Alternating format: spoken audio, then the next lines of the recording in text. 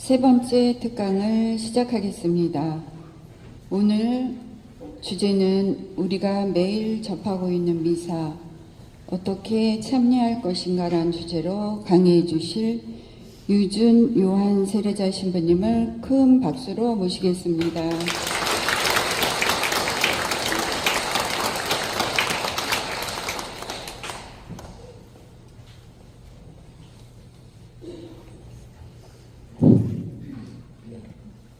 잘 안 나오는데요? 나올까요? 좀 이따? 시간이 걸려요. 그럼 시작기도 하겠습니다. 성부와 성자와 성령의 이름으로 주님 이 시간 저희와 함께 해주시고 저희 마음에 듣는 마음을 주시며 저희에게 성령의 은혜로 지혜를 함께 하시소서. 은총이 가득하신 마리아님 기뻐하소서. 주님께서 함께 계신 여인 중에 복되시며 태중의 아들 예수님 또한 복되시나이다. 저희 죽을 때 저희 주인을 위하여 기도하소서. 아멘. 성부와 성자와 성령의 이름으로 아멘. 한 주 잘 보내셨습니까? 네. 오늘은 지난주 칠성사 말씀을 드렸습니다. 근데 칠성사를 사실 50분 안에 1시간 안에 하기가 어렵죠. 그래서 가장 우리 생활에서 많이 접하게 되는 미사, 성제, 특히 성찬의 전례죠. 성체성사, 성체성사와 고해성사는 따로 주제를 다루게 됐습니다. 고해성사는 다음 주일날, 쉼날 교중미사 때 말씀을 드리게 될 거고, 오늘은 우리가 늘 접하게 되는 성체성사에 대해서 이야기하고자 합니다. 성체성사는 당연히 미사 안에 들어가 있죠. 그런데 제가 저번에 말씀드렸다시피 성체성사는 예수님께서 혹은 하나님께서 우리와 왜 함께하도록 만들어 주셨을까요? 성체성사가 언제 필요하다고 제가 말씀드렸는지 기억나세요? 성체성사가 언제 필요하다고 제가 말씀을 드렸는데, 성체성사는 우리가 힘이 없을 때입니다. 힘이 없을 때 필요합니다. 우리가 하느님의 손을 놓쳐버리고 혹은 하느님을 등져버렸다가 다시 하느님을 만나게 됐을 때, 하느님의 손을 다시 잡고 걸어가고자 할 때 뭘 본다고 그랬죠? 고해성사. 하느님을 등졌던 사람이 다시 하느님의 손을 잡고 걸어갈 때는 고해성사를 봅니다. 그런데 내가 살다가 넘어지거나 아프거나 할 때는 무슨 성사를 보죠? 병자성사를 봅니다. 그러면 아파에 누워있는 사람을 일으켜주시는 분이 하느님이십니다. 그리고 우리가 새로운 길을 출발할 때에도 하나님께서 우리의 손을 잡아주시기 위해서 인문성사도 있고 혼인성사도 있다고 그렇게 말씀을 드렸습니다. 미사 안에서 이루어지는 성체성사는 우리가 아무리 잘 살려고 해도, 세례를 받고 결심을 하고 해도 우리가 나약함을 보게 됩니다. 견진을 통해서 우리의 믿음이 굳어지겠구나 하고 또 잘 해보고자 하지만 견진을 받고도 우리는 또 걸려 넘어집니다. 물론 그래서 우리는 고해성사를 보지만, 잘못을 한 다음에 계속 고해성사를 보는 것보다 평소에 우리가 이 길을 잘 걸어가고자 힘을 얻을 수 있는 성사가 성체성사일 겁니다. 예수님께서 우리에게 밥을 먹여주시는 성사이기도 하죠. 빵 나눔. 사실은 성체성사는 예수님께서 언제 정하셨죠? 최후의 만찬 때. 최후의 만찬 때 하기 때문에 이 성찬례나도 그렇고 성체성사도 미사도 사실은 우리가 함께 친교를 나누는 자리이고 예수님과 함께 빵을 나누는 자리이기도 합니다. 좀 밑에 내려주세요. 이게 사실은 제가 원래는 미사 통상문만 말씀을 드렸습니다. 더 밑에요. 네. 미사 통상문이라는 이렇게 작은 책들이 사실 있습니다. 근데 이거는 일반 분들이 그렇게 쓰실 일이 없어서 여러분들은 미사 통상문 대신 어디서 뭐 보고 하실까요? 매일미사를 많이 보시죠. 매일미사 앞에 간단하게 미사 통상문이 나와 있습니다. 이거를 사실은 다 구입할 수가 없기 때문에 이거를 그러면 어떻게 보여드려야 할까 하다가 이거를 다 스캔해서 올리기는 너무 시간이 오래 걸리고 여러분들과 해서 어떻게 하면 할까 하다가 미사 통상문을 좀 구해주세요 하고 부탁을 드렸습니다. 그래서 이렇게 구한 건데요. 이거 안 보셔도 다 아실 거예요. 제가 여기 설명을 써놓은 게 아니에요. 이건 제가 한 게 아닙니다. 어디서 누군가가 한 거를 이렇게 받아서 준비를 해주신 것 같습니다. 이 미사에 대해서 이렇게 설명이 있습니다. 근데 네. 백영석 신부님께서 준비를 해주셨습니다. 네, 핸드폰에 아마 굿뉴스 맞나요? 이런 특정 상표를 지명하면 안 되는데, 네, 어디 인터넷에 있나 봅니다. 그래서 거기서 받으신 것 같은데, 사실은 이거 꼭 이렇게 잘 안 보셔도 돼요. 왜냐하면 여러분들 성당 다 다니시는 분이기 때문에 주님께서 여러분과 함께, 네, 이게 자동으로 다 나와요. 자동으로. 이거 다 안 보셔도 다 아시는 내용들이긴 합니다만, 그래도 또 글로 보면서 하면 좋으니까 말씀을 드립니다. 미사를 사실 다 내용을 교리적으로 신학적으로 설명을 드리면 사실은 몇십 시간이 필요하지 않을까 싶어요. 적어도 15시간 이상은 필요하지 않을까 싶습니다. 그래서 그렇게 교리와 신학적인 부분을 다 알려드리기보다는 그냥 여러분들이 미사를 어떻게 참여하실 것인가에 대해서 더 많이 이야기하면 좋겠습니다. 제가 저번에 말씀드렸다시피 우리는 미사를 보러 간다라고 이야기를 합니다. 미사를 보러 가면 안 되죠. 미사를 보는 것은 눈으로 보기만 오는 것이죠. 옛날에 썼던 말입니다. 옛날에는 제대가 벽에 붙어 있었습니다. 벽에. 사제가 뒤로 돌아서 미사를 했어요. 그때는 사람들이 이제 신부님이 미사 드리는 것을 그냥 보았던 것이죠. 그래서 미사를 본다라는 말이 생겨나는 것 같은데, 제2차 바티칸 공의 이후로 백성들과 함께, 그러니까 신자분들과 함께 드리는 미사로 되고, 옛날에는 라틴 말로 미사를 했었습니다. 라틴어, 교회 언어였죠.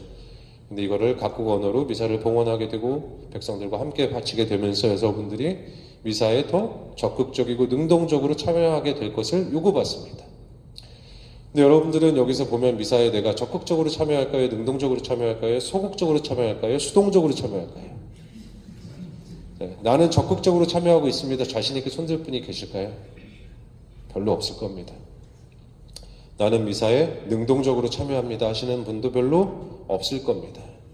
적극적이고 능동적이라는 말을 다 아시고 계실 겁니다. 사실 우리는 어떻게 보면은 개신교처럼 여기서 크게 소리내서 기도하실 수 있는 분 계세요? 가톨릭이 갖고 있는 아쉬움이랄까, 어떤 우리가 솔직히 말로써 표현하는 기도를 잘 안 하려고도 합니다. 기도를 하면은 정해진 기도만 하려고 하시고, 내가 잘 솔직하게 표현하는 기도를 안 하시려고들 하세요. 우리 신자들이 가장 안타까운 것은 성당에서 조용하게 있는 것만 좋아하세요. 시끄럽게 있거나 아니면 내가 기도하거나 솔직한 부분을 별로 안 좋아하세요. 보통 조용한 거 좋아하시는 성향들이 성당을 많이 다니고 있습니다. 사실 시끄러운 거 싫어하시죠. 대신에 이제 좀 군대 가면 또 달라요. 군인들은 가톨릭을 싫어하는 이유가 또 있습니다. 뭘까요? 자야 되는데 앉았다 일어났다를 자꾸 하니까 군인들은 그걸 싫어해요.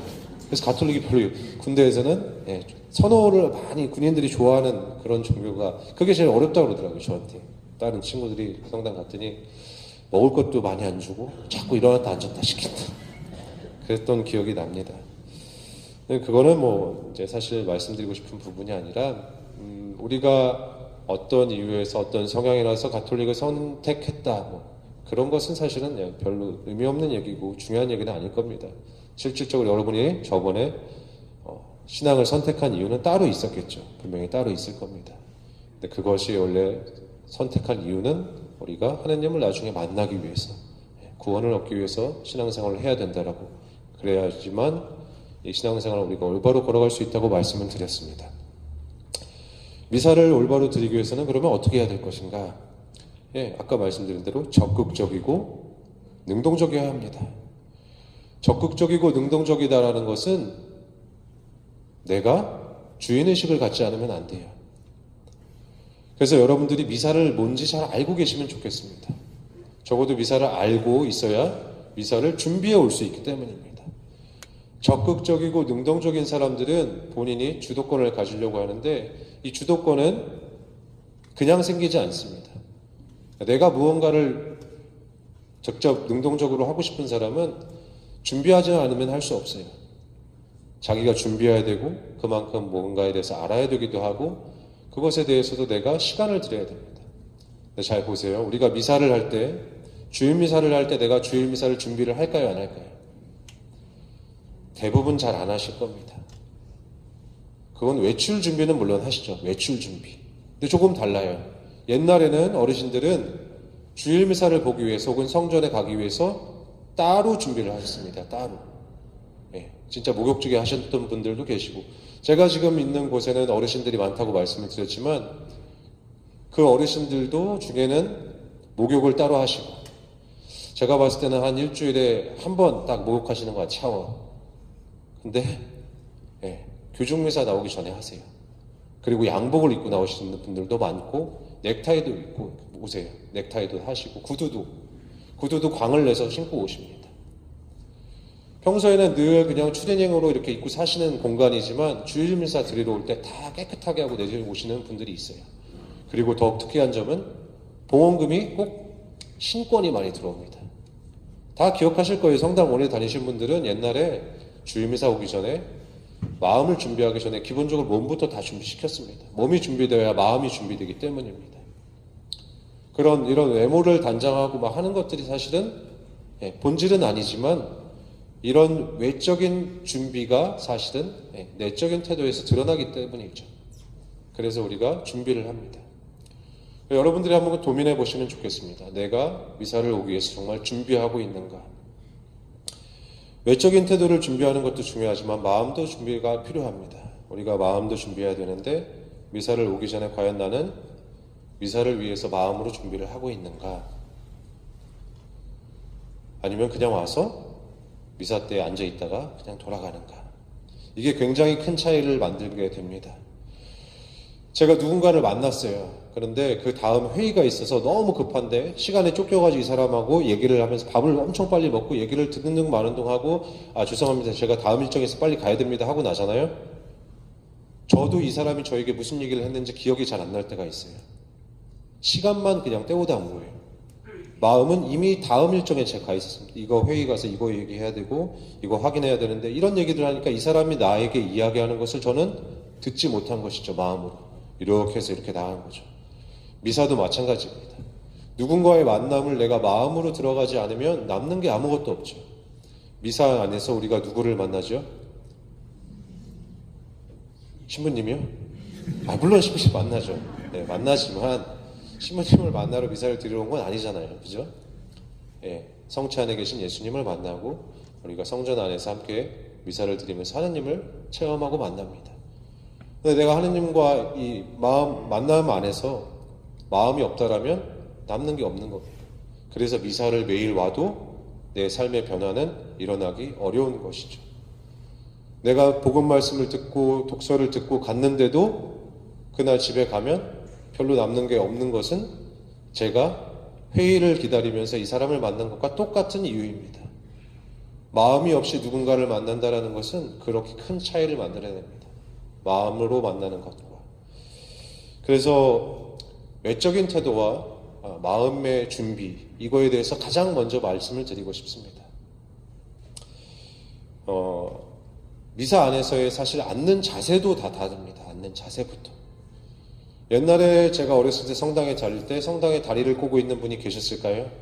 없었습니다. 성당에서 모자를 쓰는 분도 없었습니다. 자매님들은 거의 다 미사포를 했습니다.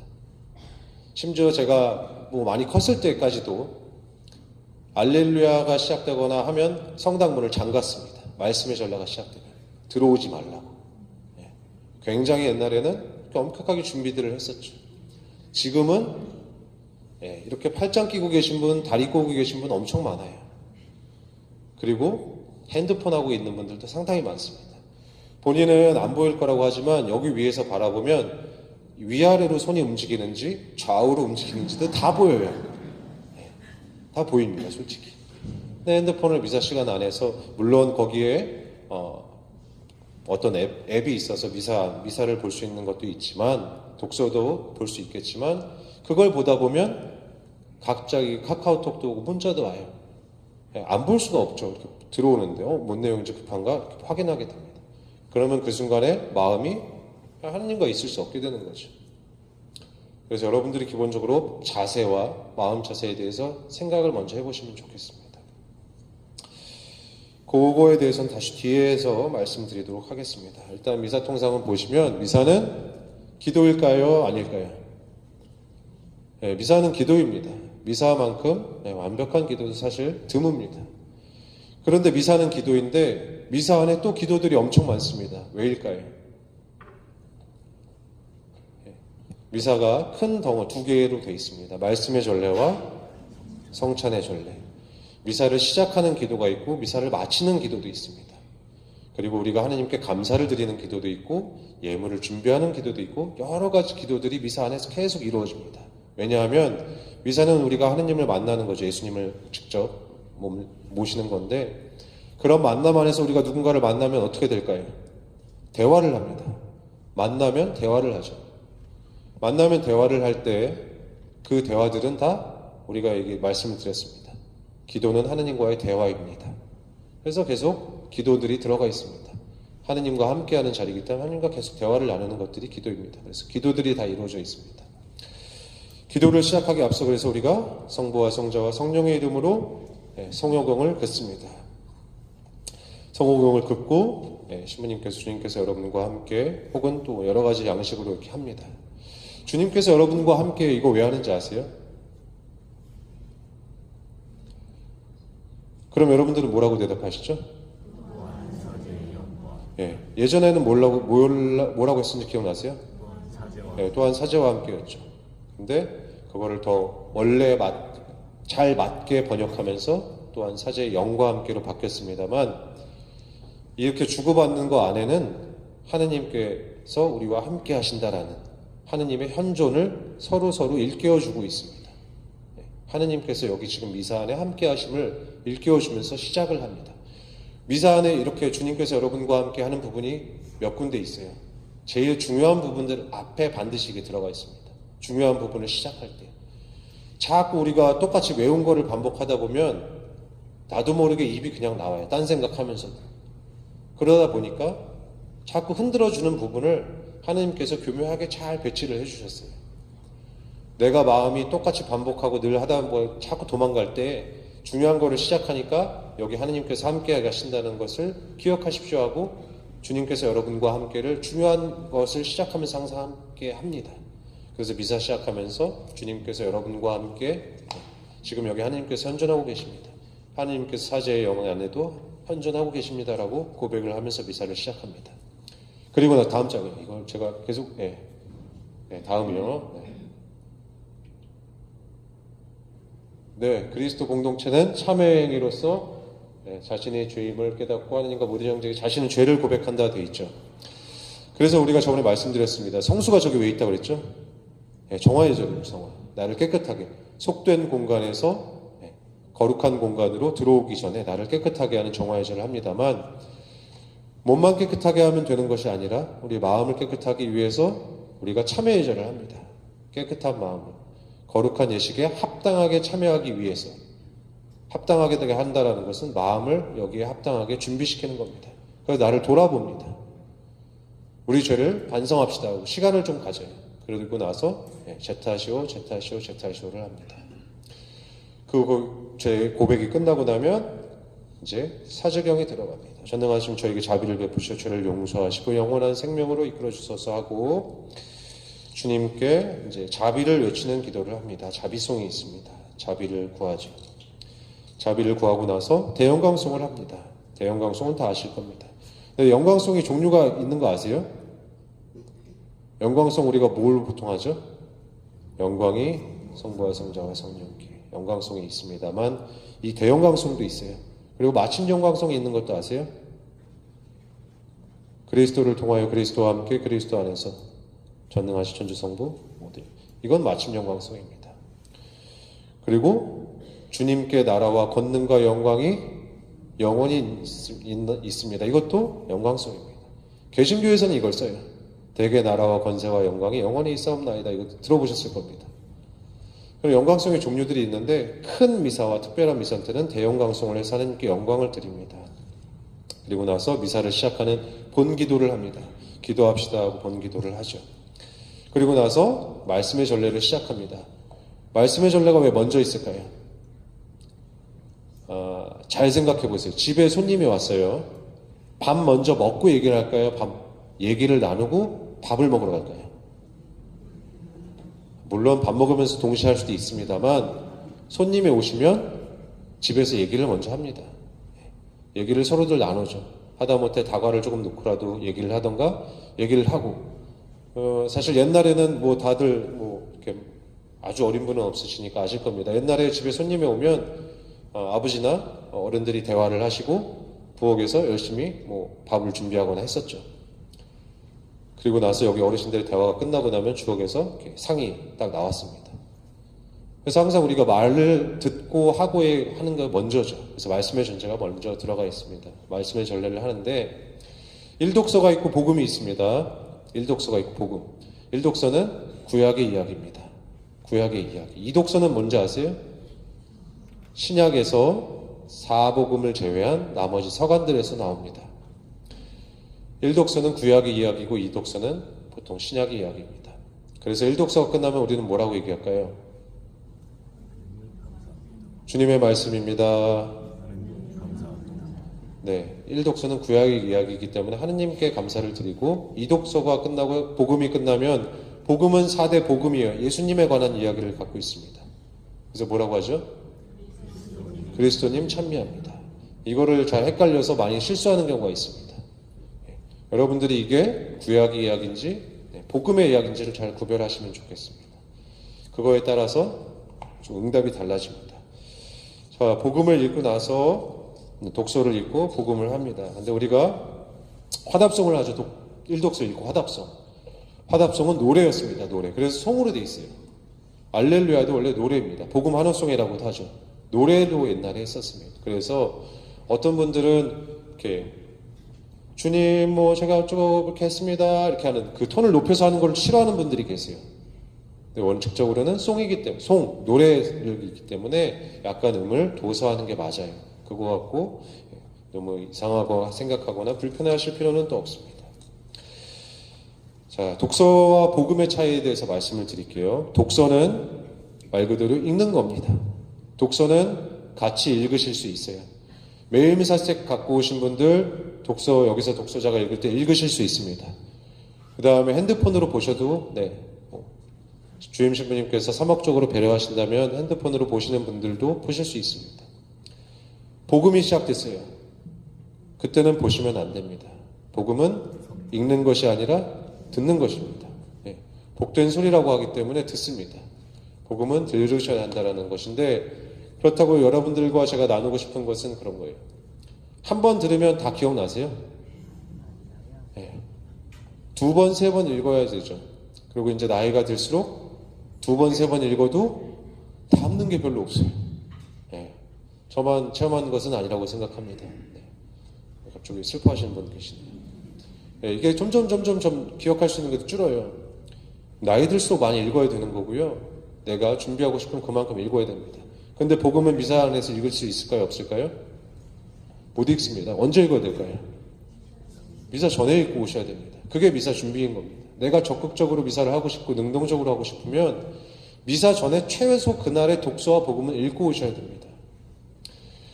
독서와 복음은 저는 그래요. 제가 강론을 할 때 저는 요리사라고 생각을 합니다. 독서와 복음은 그날의 재료들이에요. 재료를 알고 요리를 하는 것과 재료를 모르고 요리하는 것의 차이에 대해서는 어머니들이 가장 잘 아실 겁니다. 아무것도 내가 재료를 모르고 있는데 갑자기 딱 주면서 자 요리하세요 이렇게 하는 것과 많은 큰 차이가 있어요. 내가 준비를 하는 것은 그만큼 큰 차이가 있습니다. 미사를 준비하는데 마음의 준비를 하기 위해서 여러분들이 가장 꼭 하셔야 될 거는 독서와 복음을 여러 번 읽고 오셔야 됩니다. 독서와 복음은 대부분 연결되어 있는 주제들로 연결되어 있을 때가 있습니다. 그리고 물론 독서는 연속성에 의해서 어제가 마카베오 1장이었으면 오늘 마카베오 2장, 어제 복음이 마테오 1장이었으면 오늘 마테오 2장 이런 식으로 연속성의 원리를 갖고 있긴 합니다만 그럼에도 불구하고 이 두 가지 주제가 또 연속성상에 있는 경우가 굉장히 많습니다. 이게 어떤 의미로 독서와 복음이 배치되어 있는지도 알고 계시면 좋겠지만 그보다도 내가 독서와 복음을 많이 읽고 나에게 다가오는 구절이나 한 단어를 가지고 묵상을 하시고 미사에 오시면 미사가 굉장히 풍성해질 겁니다. 독서와 복음을 꼭 읽고 미사에 오시면 좋겠습니다. 복음을 읽고 나면 강론이 끝납니다. 강론이 끝나고 나면 우리가 신앙 고백을 할 수도 있습니다. 신앙 고백을 대축일이나 주일날 하게 되는데 신앙 고백이 끝나고 보편지향 기도를 합니다. 그리고 나서 성찬례로 넘어갑니다. 1막이 끝나고 2막으로 넘어가는 순간입니다. 성찬의 전례입니다. 그러면 이제 제대를 준비를 합니다. 여기 주일날 미사 때 이렇게 예물 갖고 오나요? 빵하고 포도주? 뒤에서? 예물 봉헌이죠. 예물을 이렇게 봉헌을 합니다. 물론 헌금을 봉헌하지만 옛날에 예수님과 함께 했던 제자들과 혹은 초대 교회 사람들이 돈을 냈을까요? 구약에서도 돈을 냈을까요? 아니요. 옛날에 뭐를 바쳤죠? 옛날에는 번제물을 바쳤잖아요. 번제물. 동물이나 가축들. 그래서 예수님이 성전 정화하실 때 거기 가면 가축들도 있었죠. 근데 그것들이 이제 여러 가지 폐단이나 문제가 있다 보니까 언제부턴가 이제 통화가 개발되기 시작하면서 돈으로 대체됐지만 실제 중요한 건 우리가 봉헌하는 건 뭘까요? 마음입니다. 마음. 그 마음을 표현하기 위해서 옛날엔 짐승을 썼고 지금은 그냥 헌금을 내는 거죠. 이 마음이 얼마나 중요한가는 과부의 헌금에서 분명히 잘 얘기를 하고 계세요. 여러분들이 헌금을 준비할 때 얼만큼 헌금에 대해서 생각하고 계신지 생각해 보시면 좋겠습니다. 내가 봉헌을 하지 않고 미사에 왔다라는 것은 여러분들이 하나님께 과연 감사드리고 있는지에 대해서 물음표를 던지셔야 될 겁니다. 우리가 여기서 이렇게 빵과 포도주를 드리지만 그것은 내가 그만큼 일주일 동안 혹은 이만큼 지내는 동안 하나님께서 나에게 이만큼 베풀어 주셨기 때문에 감사드리면서 드리는 것이기도 해요. 감사 예물이기도 합니다. 그리고 하나님께서 번제물이 아니라 하나님께서 바라시는 번제물이 아니라 뭐라고 얘기할까요? 번제물이 아니라 희생제물이다라고도 얘기하십니다. 희생제물. 이거 아무리 좋은 거 여기서 불태워봤자 상관없고 돈을 아무리 많이 갖다 써도 상관이 없다는 거예요. 내 마음이 하나님을 향하지 않고 있으면 내 마음이 이웃을 향한 실천이 없으면 아무런 의미가 없다라는 겁니다. 근데 우리는 보통 봉헌을 할 때 어떻게 할까요? 그냥 해야 되니까 1,000원짜리, 5,000원짜리, 만원짜리, 5만원짜리 할 수도 있지만 천주교니까 보통 1,000원짜리를 많이 하시죠. 이렇게 좋아요. 네. 아주 크게 웃으셨네요. 봉헌금을 계수하신 분들은 알겠지만 봉헌금에 1,000원짜리가 많이 나옵니다. 상당히 많이 나오죠. 이거는 옛날부터 그랬습니다. 몇십 년 전부터. 지금도 똑같아요. 물가가 많이 올랐는데 고민해 볼 마음인 거예요. 왜냐하면 제가 돈을 많이 내세요 이렇게 말씀드리는 게 아닙니다. 돈을 많이 내라고 말씀드리는 게 아니라 내가 어떤 마음으로 봉헌금을 준비를 하고 있는지, 봉헌금은 그러면 어떤 의미일까? 제 마음을 표현하는 겁니다. 예수님께. 근데 이거를 갖다가 그냥 지갑에서 끝내가지고 넣고 이렇게 하는 것은 다른 것이죠. 전부터 어르신들이 신권을 아꼈다가 준비했다가 내셨던 마음, 그 마음이 중요하다라는 겁니다.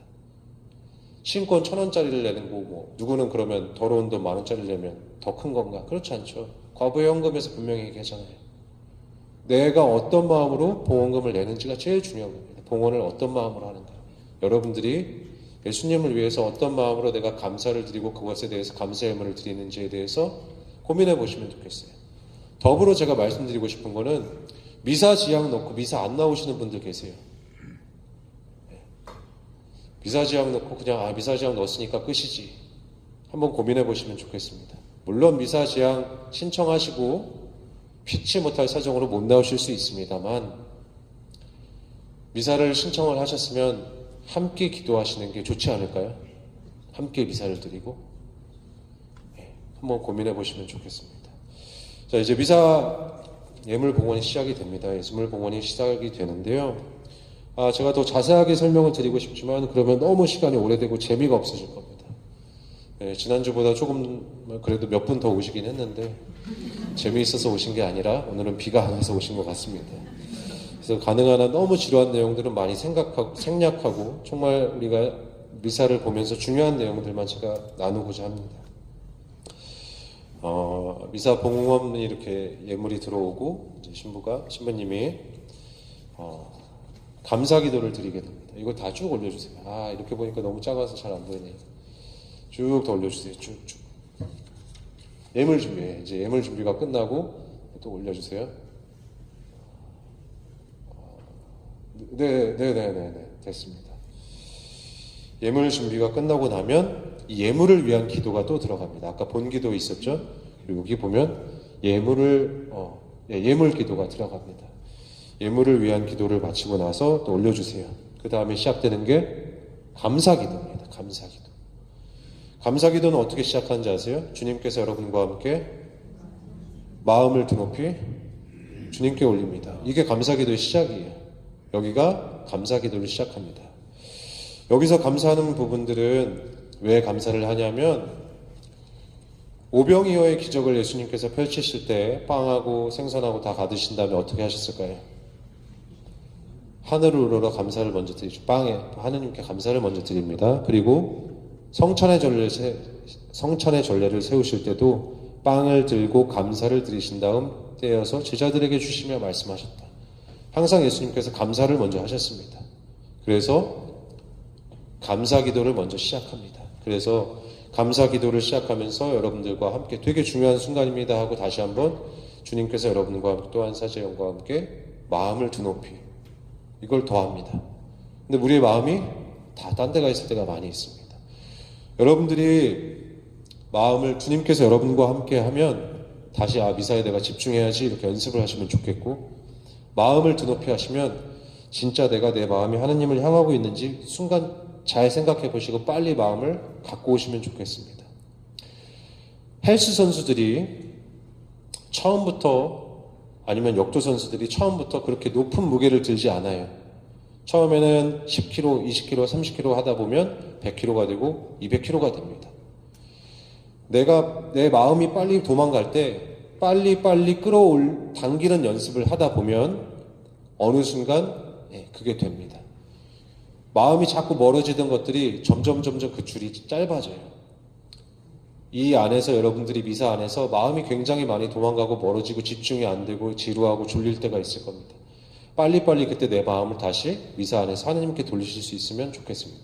그것은 연습을 통해서만 가능합니다. 이 부분이 나올 때 여러분들이 하나님께 집중을 하시면 좋겠고요. 감사 기도를 드린 다음에 저희가 이제 거룩하시도다를 먼저 하죠. 거룩하시도다. 온누리의 주 하느님, 하늘과 땅에 가득 찬 그 영광, 높은 데서 호산나, 이렇게 얘기를 합니다. 이거는 이사야에서 구약에서 있었던 일입니다. 구약에서 하는 부분이고, 주님의 이름으로 오시는 분 찬미 받으소서, 높은 데서 호산나, 이건 어디서 온 구절일까요? 신약에서 예수님이 예루살렘에 입성하실 때 사람들이 종려가지 들고, 우리가 사순 때 다 회수했지만 그 성지가지 들고 흔들면서 했던 말이에요. 구약의 이야기와 신약의 이야기 이렇게 만나져서 들어와 있습니다. 예루살렘의 입성을 기억했던 말과 이사야서 6장 4절에 구약의 말이 함께 만나져 있습니다. 그리고 나서 인자하신 아버지 거룩하고 흠없는 예물을 받으시고 강복하소서 하고 성령을 통해서 예물이 축성되기를 기도를 합니다. 그리고 나서 이 양식을 한번 조금만 더 올려주실래요? 더 올려주세요. 더. 이게 거룩하시도다 했죠? 더 올려주시고요. 잠깐만요. 감사기도에는 양식이 있습니다. 1양식, 2양식, 3양식, 4양식이 있습니다. 근데 보통은 우리는 2양식으로 합니다.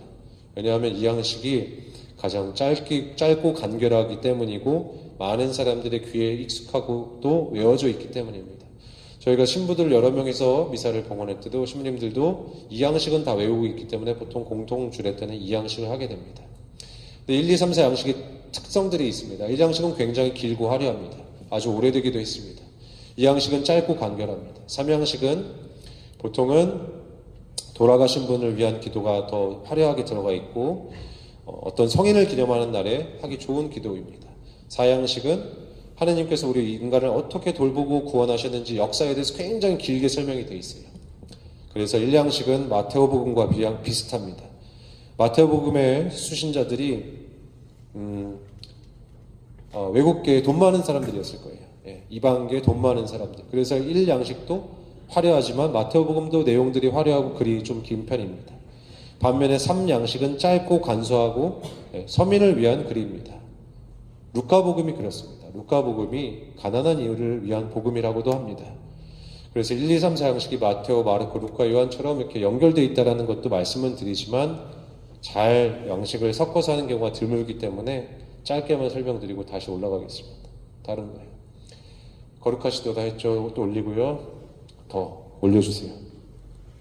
더. 이거 끝인가요? 네. 핸드폰에서 이게 다음 장으로 넘어갑니다. 맞아요. 네. 감사기도 양식이 나오는데 더 없나요 지금? 아니요, 더 다음이에요. 다음. 네. 쭉 올려주세요. 예, 마음을 드높이 주님께 올립니다. 쭉 올려주세요. 이거 이제 감사 기도가 들어가고요. 네, 또 올려주세요. 쭉 올려주세요. 네. 됐습니다. 여러분들 그 성찬의 전례가 그냥 빵을 영하는 예식일까요? 아니면 실제로 예수님의 몸을 영하는 예식일까요? 예수님의 몸을 영하는 영성체라고 합니다. 예, 성체, 거룩한 예수님의 몸을 영하는 시간입니다. 그런데 저희가 언제 이 빵이 예수님의 몸으로 변화되는지 신자분들이 모르시는 경우를 많이 보게 됩니다. 언제 변화될까요? 예? 이렇게 올릴 때일까요? 이렇게 올릴 때일까요? 이렇게 올릴 때일까요? 이렇게 올릴 때일까요? 언제일까요? 이거를 모르시기 때문에 사실 미사 안에서 어떻게 이루어지는지 몰라서 잘 참여하기 어려운 것도 있는데요. 제가 다른 거는 다 교리적이라서 많이 지루하실까 말씀은 안 드리겠지만 요거는 말씀을 드리겠습니다. 예물을 위해 저희가 이렇게 성령 초원 기도를 하고 강복을 합니다. 그리고 나서 빵을 너희는 모두 이것을 받아 먹어라. 이는 너희를 위하여 내어줄 내 몸이다. 하고 들어 올려요. 내립니다. 너희는 모두 이것을 받아 마셔라. 나를 기억하여 이를 행하여라 하고 올립니다. 내려요. 그리고 나서 뭐라고 하는지 아세요? 신앙의 신비여 이렇게 합니다. 왜 신앙의 신비라고 할까요? 빵이 예수님의 몸은 바뀌었기 때문입니다. 이 변화가 완료되는 데가 언제냐면 너희는 모두 이것을 받아 먹어라. 이는 너희를 위하여 내어줄 내 몸이다. 여기에요. 그래서 이거는 원래 미사 통상문 안에 지금 여러분들 메시책에도 보이겠지만 모든 미사 경문 안에는 까만색 두꺼운 글씨로 되어 있습니다. 이 구절이. 왜냐하면 이때 축성이 되기 때문에 성변화가 일어납니다. 빵이 예수님의 몸으로 변합니다.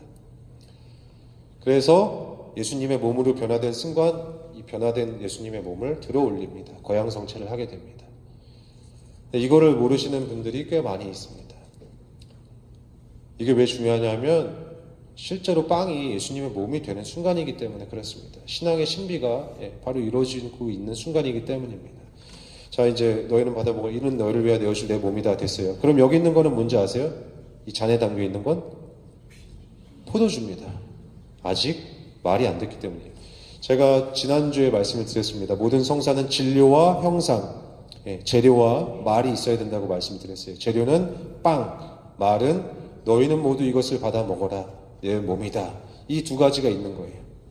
포도주와 말, 너희는 나를 기억하여 이를 행하여라. 이게 완성됨으로써 축성이 다 됩니다. 예수님의 몸으로 피로 변화가 됩니다. 그래서 여러분들이 언제부터 예수님의 이 몸과 피로서 변화되는지에 대해서도 잘 아시면 좋겠어요. 그럼 시작은 언제 할까요? 끝은 이때 딱 완성이 됐어요. 시작은 언제 할 것 같으세요?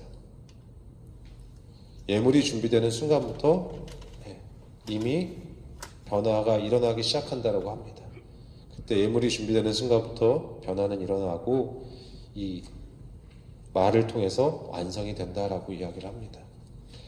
여러분들이 그래서 예물 준비를 하시는 순간을 다 경건하게 받아들이실 수 있으면 좋겠습니다.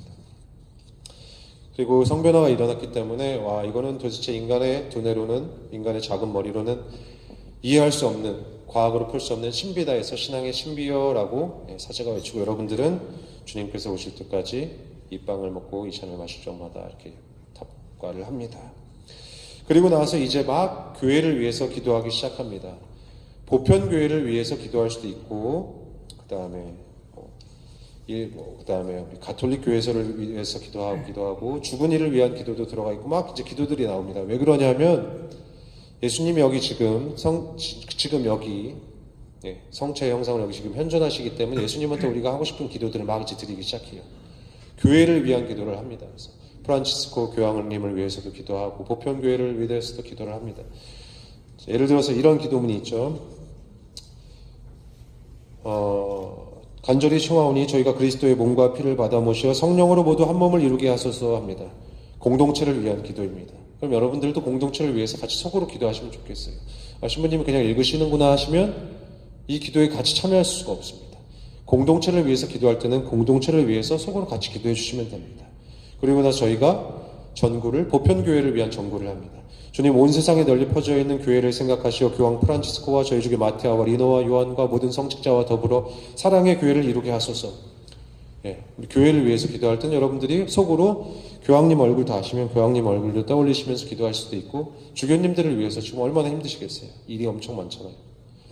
이 수원교구를 돌보시는 주교님들을 위해서도 기도하실 수 있습니다. 또 개인적으로 내가 기도해주고 싶은 주교님들이 계십니다. 기도해드릴 수 있죠. 이 순간의 속으로. 그리고 나서 부활의 희망 속에 고이지 않는 교우들과 세상을 떠난 다른 이들도 모두 생각하시 그들이 주님의 빛나는 얼굴을 배웁게 하소서 합니다. 죽은 이들을 위한 기도를 하실 때 여러분들보다 먼저 떠나신 분들이 있을 거예요. 부모님도 있을 수 있고 형제 중에도 있을 수 있습니다. 이때 그냥 같이 기도해 주시면 돼요. 속으로. 대부분들 이렇게 사제가 앞에서 이 기도를 바치면 다 마음이 딴 생각을 하고 계실 때들이 많아요. 근데 그러면 내가 능동적으로 참여하고 있지 못한 것이잖아요. 돌아가신 분들을 위해서 연도를 하시는 것도 중요하지만 미사 안에서 내가 그분을 위해서 기도하실 수 있으면 좋겠습니다. 그리고 나서 저희에게 산 사람을 위해서 기도를 합니다. 저희에게도 자비를 베푸시어 영원으로부터 마리아와 그 배필이신 성 요셉과 복된 사도들과 모든 성인과 함께 영원한 삶을 누리며 성자 예수 그리스도를 통하여 아버지를 찬양하게 하소서 하고 우리를 위한 기도를 합니다. 이거는 이제 산 사람들이겠죠. 그리고 여기에는 산 사람들에게는 우리 모두도 있고 우리 가정도 포함되어 있을 겁니다. 여러분들이 기도문을 하실 때 저희에게도 자비를 베푸셔야 할 때 저희는 우리 같이 미사 드리는 사람, 우리 공동체 다 포함될 수도 있겠지만 미사에 함께 못한 우리 가족들도 있어요. 함께하지 못하는 가족들을 위해서도 주님과 아버지를 통하여 찬양하게 하소서 할 때 같이 우리가 다 하느님을 찬양하면 좋겠습니다. 우리 가족이 하느님을 찬양하는 가족이 되면 좋겠습니다. 라고 기도하실 수 있다는 겁니다. 우리 애가 미사를 안 나옵니다. 걱정하실 것이 아니라 이 안에서라도 아이를 위해서 미사를 같이 하실 때 기도하실 수 있으면 좋겠습니다. 그리고 나서 영광송을 합니다. 그리스도를 통하여 그리스도와 함께 그리스도 안에서 이렇게 하고 나서 이제 우리가 성체를 영하는 예식, 영성체 예식을 시작합니다. 하느님의 자녀되어 구세주의 분부대로 삼가 아뢰오니 주님의 기도를 합니다. 주님의 기도를 할 때 제가 제일 많이 말씀드리고 싶은 게 주님의 기도만큼 우리가 아주 자연스럽게 할 수 있는 기도가 없어요. 여기 치매 어르신들도 주님의 기도를 할 수 있는 분들이 꽤 많아요. 치매 어르신들 제가 병원에서 다 해봤어요. 100세 넘으신 분들도 말하기 어려워하시는 분들도 주님의 기도를 많이 기억하세요. 그만큼 우리가 많이 하는 기도이기 때문에 입에 배어 있습니다. 주님의 기도 틀리는 분 거의 없으실 거예요. 딴 거 하면서도 주님의 기도를 할 수 있을 정도로 입에 다 붙어있는 게 주님의 기도입니다. 근데 왜 이 말씀을 드리냐면 그만큼 익숙한 게 주님의 기도이기 때문에 주님의 기도할 때 그냥 형식적으로 입만 할 때가 굉장히 많습니다. 주님의 기도는 주님께서 가르쳐 주신 기도이기 때문에 어떤 기도보다도 더 아름답고 완벽한 기도입니다. 이때만큼 더 집중해서 할 수 있을까 싶어요. 여기에는 하느님의 뜻이 이루어져서 하는 부분도 있고 용서를 청하는 부분도 있습니다. 용서. 우리가 영성체를 하기 전에 분명히 아까 미사 시작하기 전에도 네타시오를 하지만 네타시오를 하면서도 용서를 못하는 사람들이 분명히 마음속에 있거든요. 이때라도 주님의 기도를 바치면서 내가 용서할 수 있는 마음을 달라고 청하실 수 있으면 좋겠고 그 사람을 용서하고자 할 수 있으면 좋겠습니다. 저희에게 잘못한 일을 저희가 용서하는 저희 죄를 용서하시고 저희를 유혹에 빠지지 않게 하시고 악에서 구하소서하고 주님의 기도를 바치면서 영성체 예식을 시작합니다. 여러분들이 주님의 기도를 바칠 때 굉장히 입으로만 잘 하실 수 있습니다. 너무 익숙하기 때문에. 저도 마찬가지입니다. 치매 환자도 할 만큼 굉장히 사람에게 익숙한 기도 있고 내 입에 익숙한 기도입니다. 그만큼 우리가 입으로만 할 수 있는 위험이 큰 기도이기 때문에 잘 생각해 보시고 집중하실 수 있으면 좋겠습니다. 그리고 주님 저희를 모든 악에서 구하시고 한평생 평화롭게 하소서. 주님의 자비로 저희를 언제나 죄에서 구원하시고 모든 시련에서 보호하시어 복된 희망을 품고 구세주 예수 그리스도의 재림을 기다리게 하소서 합니다. 이것도 그냥 들으면 그냥 기도문이지만 저희를 모든 악에서 구하시고 한평생 평화롭게 하소서. 우리 가족을 위해서 이만큼 좋은 기도가 또 있을까 싶기도 해요. 모든 악에서 구하시고 한평생 평화롭게 해주십시오. 꽃길만 걷게 해주십시오는 제가 잘못된 거라고 말씀을 드렸지만 한평생 저희를 평화롭게 해주십시오. 당신의 평화 가운데 머물게 해주십시오. 만큼 좋은 기도도 또 없죠. 그래서 이런 기도문들이 그냥 여러분들이 다 흘리시면 그냥 다 지나갑니다. 근데 마음으로 지금 우리 가족을 위해서 기도할 수 있겠구나, 주교님을 위해서, 교황님을 위해서 기도할 수 있겠구나, 내가 용서하지 못하는 사람을 지금 기도할 수 있겠구나 하시면서 미사의 그 모든 기도문들마다에 다 참여를 같이 해주셔야 됩니다. 그렇지 않으면 미사는 마음 없이 그냥 한 귀로 듣고 한 귀로 흔들리는 만남과 똑같습니다. 그리고 서로 평화의 인사를 합니다. 평화의 인사를 하고 하느님의 어린 양을 외치죠. 여기서 미사 성찬의 전례에서 제가 하나 말씀드리고 싶은 거 이게 거의 끝입니다. 네. 잠시만요. 보라 하느님의 어린 양 세상의 죄를 없애시는 분이시니 이 성찬에 초대받은 이는 복되도다. 다 들어보셨죠?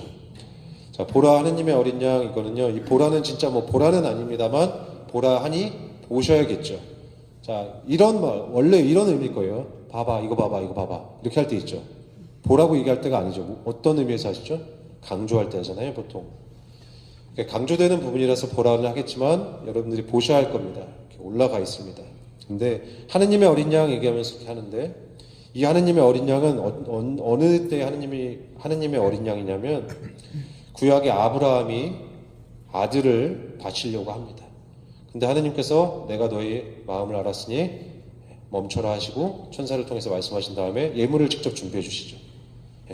그 어린 양이 이 어린 양이 신약에 와서 만나게 되는 거예요.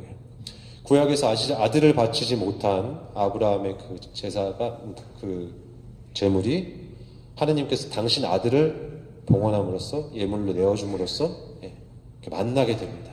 그래서 하느님의 어린 양 하시면서 그 구약과 신약이 여기서 다 이루어지죠. 완벽합니다. 모든 제사가 이루어집니다. 그리고 우리는 이렇게 대답을 합니다. 주님 제 안에 주님을 모시기에 합당치 않사오나 한 말씀만 하소서 제 영혼이 곧 나으리이다.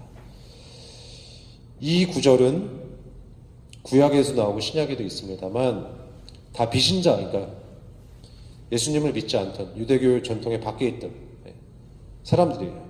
선택된 백성이 한 말이 아니에요. 이 말은 미사통상문 안에 여러 기도문들이 있고 다 성경에 있는 말들이 막 합쳐져 있고 막 한데 유일하게 계약 맺은 백성이 아닌 사람이 한 말이 이 구절입니다.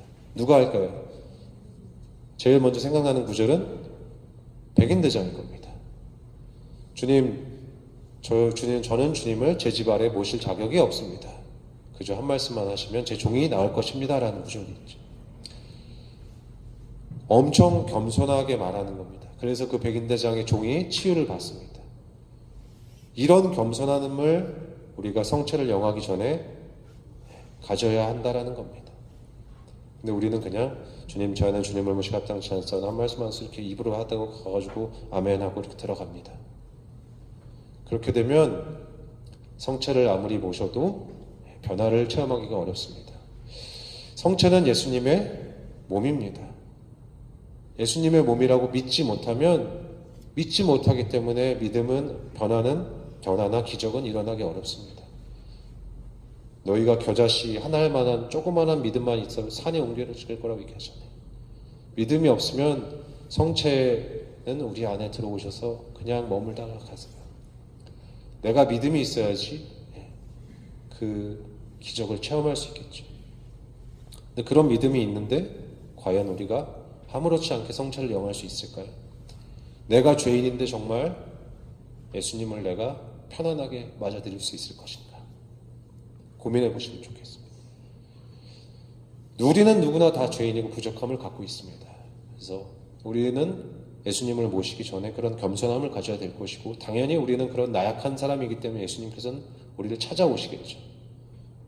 그렇게 잘못을 많이 하고 늘 넘어지고 나약하니까 예수님께서 우리를 찾아오시겠지만 우리도 그렇게 찾아오신 예수님을 겸손하게 맞을 수 있는 마음이 있어야 되겠습니다. 그 겸손함은 어디서 오냐면 성체에 대한 믿음에서 옵니다.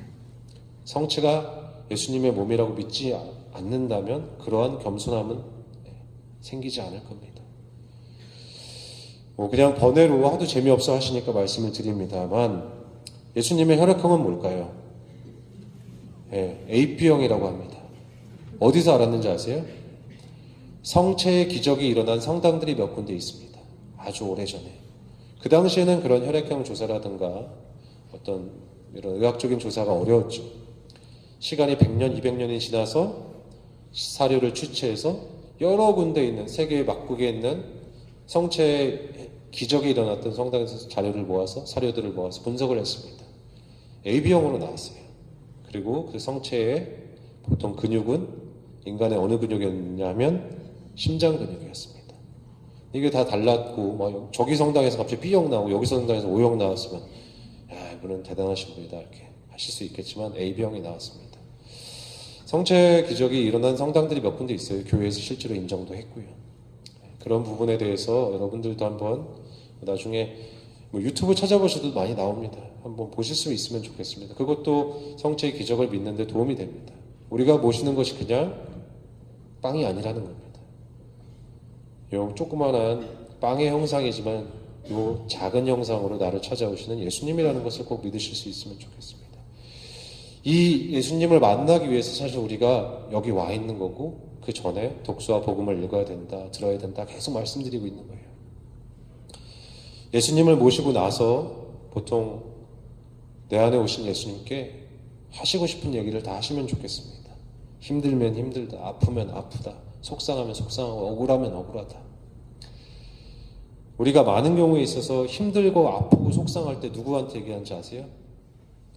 옆에 믿을 만한 사람 아니면 쟤 때문에 같이 속상한 사람들끼리 얘기를 해요. 얘의 얘기를 하다 보면 100% 죄가 됩니다. 뒷담화잖아요. 험담하게 되고. 내가 얘 때문에 힘들어 죽겠어서 애 엉성체를 하고 예수님께 기도를 하잖아요. 뭘까요? 그건 기도입니다. 예수님과 내가 대화하고 있기 때문에.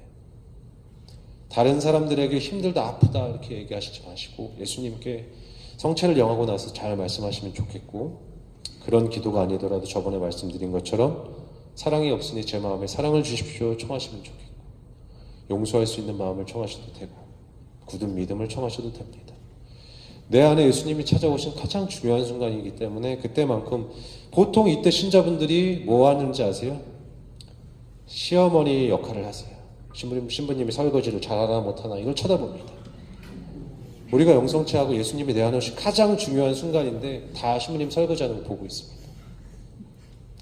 잘못된 거죠. 네. 우리 눈이 사제를 향하고 있는 것은 내 안에 예수님이 오셨는데 잘못 보고 있는 겁니다. 눈을 감고 내 안에 예수님을 만나고 그분께 말씀을 드릴 수 있으면 좋겠습니다. 내가 어려움이 있어도 좋고 아니면 감사할 게 있으면 당연히 감사기도를 드리면 더욱 좋죠. 우리는 감사기도는 잘 안 드리려고 합니다. 아플 때만 어려울 때만 하나님을 찾죠. 감사기도나 내 마음에 있는 솔직한 것들을 그때 내 안에 계신 예수님께 다 말씀드리실 수 있으면 좋겠습니다. 이 순간을 위해서 준비를 해야 된다고 말씀을 드렸습니다. 그래서 미사 전부터 이번 주일미사가 끝나면 다음 주일미사까지 준비를 해야 되는 과정들이 필요를 하고 그게 독서와 복음을 읽는 것이기도 합니다. 그리고 여기 와서 여러분들이 오시기 전에 씻고 깨끗한 옷을 입고 하시는 것도 몸단장이겠지만 여기 와서 자세를 갖추실 때 눕고 다리 꼬고 삐딱하게 계시면 기도하실 수가 없습니다. 제가 기도를 해보았을 때 스님들이 왜 그렇게 다리 꼬고 앉아서 그렇게 있는가를 이해하게 되더라고요. 자세가 반듯하지 않으면 졸음이 오기 마련이고 잡생각이 많아지기 마련입니다. 허리부터 목까지 다 바로 세우셔야 돼요. 뒤에 이렇게 지금 의자가 있지만 엉덩이를 뒤로 바로 붙이면 허리가 어느 정도 펴지실 겁니다. 한번 해보시면 좋겠습니다. 다리는 발바닥이 다 땅에 닿아 있는 것이 좋고요. 엉덩이를 더 뒤로 붙이셔서 허리를 바로 펴셔야 됩니다. 허리가 누워있으면 몸이 뒤로 기대져 있습니다. 몸이 뒤로 기대져 있으면 복식 호흡이 되지 않아요. 호흡이 깊게 들어가지 않고 우리가 굉장히 불안정한 상태에 있습니다. 처음에 오셔서 목도 이렇게 보면 옆에서 보시면 목이 이렇게 돼 있어요. 이것도 당겨 주시면 여기서부터 허리 라인을 다 정리해 주셔야 됩니다. 별거 아닌 것 같고 저게 기도하는 것과 무슨 차이가 있을까, 무슨 관계가 있을까 하시지만 자세를 바로 하는 사람들, 저희 예를 들면 그렇죠. 군인들은 차렷 자세가 있습니다. 그 차렷 자세가 별거 아닌 거지만 왜 하는지 아세요? 차렷 자세나 경례는 엄정한 군기의 표현입니다. 군기의 표현. 내가 성당에 와서 바른 자세로 앉아 있으려고 노력하는 것은 하느님을 만나기 위한 준비입니다. 가장 기본 준비. 옆으로 누워있고 뒤로 누워있고 팔을 꼬고 다리를 꼬는 순간 하느님을 만나기 굉장히 어렵습니다. 자, 지금 만약에 대통령을 내가 만나라고 했을 때 다리를 꼬고 앉아 있을 수 있는 분이 몇 분이나 계실까요? 별로 없을 겁니다. 내가 좋아하는 대통령이든 싫어하는 대통령이든 대통령이나 그만큼 높은 직위에 있는 사람을 만날 때 우리는 다리를 꼬고 있지 않아요. 하느님 앞에서 다리를 꼬고 있을 때가 있습니다. 한번 생각해 보시면 좋겠습니다. 물론 하느님은 굉장히 넓으신 분이기 때문에 다리 꼬고 있어도 혼내지 않습니다. 심지어 여기서 졸아도 혼내지는 않아요. 그거 갖고 갑자기 혼내시는 하느님은 아니시지만 내가 하느님을 만날 때 다리를 꼬고 만날 것인가? 잘 생각해 보시면 좋겠습니다. 그런 기본 자세들부터 마음 자세들까지 다 연결이 돼 있고 그런 것들이 내가 성체 안에 오신 예수님을 체험하고 만나는 데에 다 연결이 됩니다. 어느 하나가 빠지면 이게 다 연결이 안 됩니다. 독서와 복음을 많이 읽어보시면 좋겠고요. 마음가짐도 준비해서 오시면 좋겠고 여기에 오셔서는 몸을 준비하셔서 마음을 가라앉히시면 좋겠습니다. 마음이 가라앉지 않으면 계속 마음이 멀리로 다 나갑니다. 그럼 미사도 또 한 귀로 듣고 한 귀로 흘리게 됩니다. 그리고 여러분들도 한번 이런 기도 해보셨는지 궁금합니다만 제가 이 미사 안에 온전하게 참여하게 해주십시오라고 기도해 보신 분이 계실까 모르겠습니다. 저는 해본 적이 있습니다. 왜냐하면 저도 미사 안에 온전하게 참여하지 못하는 것을 스스로 많이 보았기 때문입니다. 그리고 제가 아무리 노력을 해도 미사 때 마음이 자꾸 도망갈 때가 많습니다. 그래서 제가 이 미사에 온전하게 참여하게 해주십시오라고 하고 미사를 봉헌합니다. 저희는 미사 전에 하는 기도가 따로 있습니다. 그 기도문도 할 뿐더러 여러분들도 미사를 하기 전에 그 마음을 하느님께서 여기로 모아줄 수 있도록 도움을 청하실 수 있으면 좋겠습니다. 지난주에 말씀드렸지만 우리 마음은 우리 마음대로 되지 않을 때가 많습니다. 그러면 내 마음을 만드신 분한테 도움을 청할 수밖에 없습니다. 그래서 사랑할 수 있는 마음을 달라고 기도하듯이 미사에 온전히 머물 수 있게 도움을 청하는 기도를 하실 수 있겠습니다. 제 마음이 이 미사 안에 온전히 머물기를 청하는 기도, 그런 기도도 하실 수 있으면 좋겠고 미사 안에 있는 기도문들을 흘리지 마시고 같이 속으로 기도하시면서 미사를 봉헌하실 수 있으면 좋겠습니다. 미사에 대해서 저도 교리적인 걸 해야 될지 신학적인 걸 해야 물론 같은 맥락이지만 그냥 제가 이렇게 나누고 싶은 것들을 해야 될지 모르겠지만 좀 지루하시죠? 네. 근데 아무리 재밌게 해도 미사를 어떻게 재밌게 하겠어요? 미사는 재미로 하는 것이 아닙니다. 미사는 재미라기보다는 의미 있는 것입니다. 왜냐하면 예수님과 만나는 것이, 물론 예수님과 만나는 것이 재미있을 수도 있습니다만 더 큰 의미를 가지고 있는 만남이잖아요. 미사 안에서 여러분들이 예수님을 체험하고 하느님을 체험할 수 있으면 좋겠습니다. 그러기 위해서 나 스스로가 많은 준비를 하셔야 된다는 걸 말씀을 드리고 싶습니다.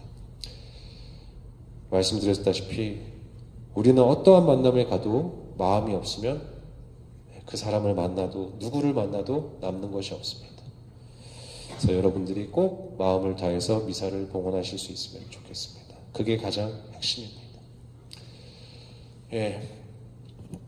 마침 기도하겠습니다. 마침 기도하기 전에 저는 다음 주 아니고 언제 3월 10일인가요?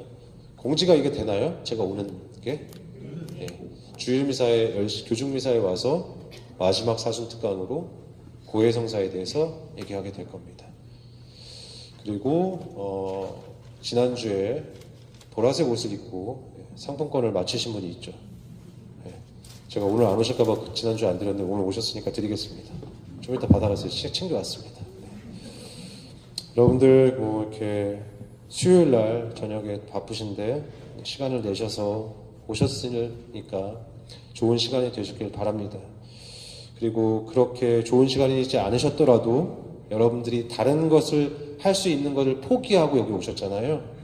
그 마음을 하느님께서는 보실 겁니다. 그걸로 인해서 충분히 은총을 받으실 수 있을 거라고 생각합니다. 내가 할 수 있고 또 하고 싶은 것도 많고 재밌는 것도 많지만 그런 거를 포기하고 하느님을 바라볼 수 있는 여러분들에게 하느님의 축복이 함께 하시기를 청합니다.